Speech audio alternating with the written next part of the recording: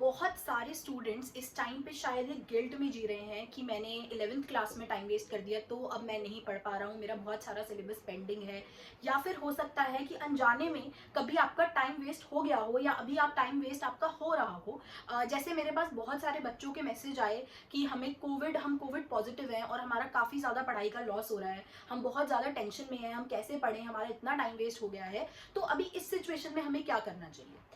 और हो सकता है कुछ लोग ऐसे हैं कि जिन्होंने आज सोचा था कि आज पूरा दिन पढ़ना है, पर डिस्ट्रैक्ट हो गए और पूरी एक मूवी देखने बैठ गए और 3-4 घंटे अपने वेस्ट कर दिए। लेकिन टाइम वेस्ट जो होना था वो हुआ, उसके साथ आपका कुछ लॉस भी हुआ फॉर श्योर। लेकिन उसके बाद उसके बारे में सोच के उस गिल्ट में जो आप टाइम वेस्ट कर रहे हो वो हम अकाउंटेबल ही नहीं होता है, वो हम सोचते ही नहीं है उसके बारे में।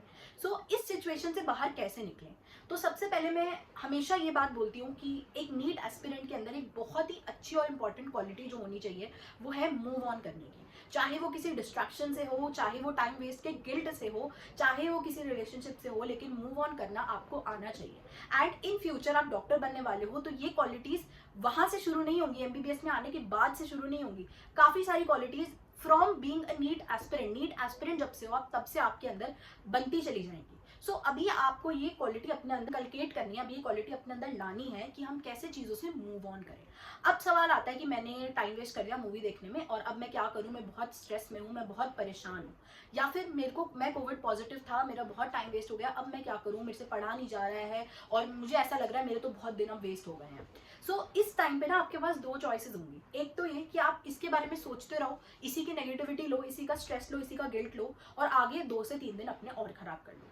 या फिर आप ये सोचना शुरू कर दो कि आगे आने वाला कुछ टाइम में कैसे अपने टाइम को इतना प्रोडक्टिव बनाऊं कि जितनी चीजें मैं मिस कर रहा हूं, जितनी भी मेरा टाइम वेस्ट हुआ है वो सारा मैं अपना वापस ले लूं, वापस अपना रिकवर कर लूं। तो दो अप्रोच आपकी हो सकती है और इस टाइम पे आपका फैसला ये होना चाहिए कि आप एक पॉजिटिव अप्रोच के साथ चीजों को हैंडल करो।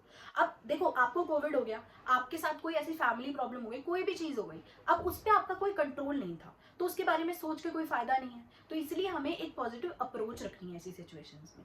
और दूसरी सिचुएशन, आपने जहां आपसे टाइम वेस्ट हो गया, आपने मूवी देख ली, आप कहीं बाहर चले गए, आपने किसी फ्रेंड से बात कर ली और आपका टाइम वेस्ट हो गया, तो हमें ये सोचना है कि अब मुझे ये गलती अपनी याद रखनी है हमेशा और ये रियलाइज करना है कि इस गलती की वजह से, इस पूरे दिन वेस्ट करने की वजह से मैं कितना पीछे हो गया हूँ। तो मुझे आगे आने वाले टाइम में ये गलती कभी रिपीट नहीं करनी है।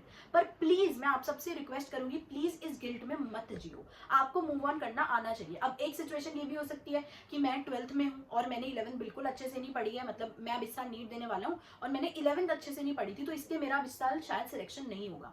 पर आपको ये सोचना है कि आगे आने वाले 3 महीने में मैं ऐसा क्या करूं जिससे मेरा सिलेक्शन हो पाए, rather than thinking about this negativity.